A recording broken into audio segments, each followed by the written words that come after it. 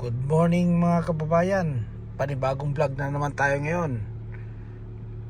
Ang pag-uusapan natin ngayon tungkol sa controls ng FEV. Ito meron siyang 4 na drive mode. Makikita mo dito sa dashboard niya. Ayan. Pag pinindot mo to, yan. Pipindutin ko yan. Ito nagiging eco, normal, snow. Kung nasa snow ka na highway, tsaka gravel kung nasa baybayin ka naman ng dagat, at tsaka tarmac kung maraming bato yung daan. So kung naka gravel ka guys, at tsaka yan gravel sa snow, automatic yan 4-wheel drive.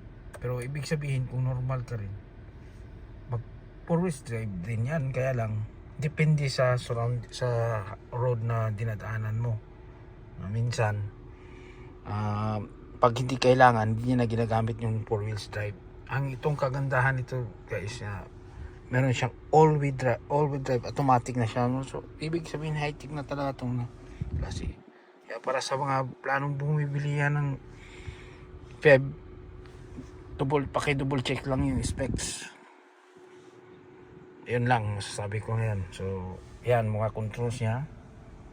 Ang daming controls niya, nagdami pa rito. So nandito pa sa gilid may mga sonar. So yan muna sa ngayon mga guys. Goodbye.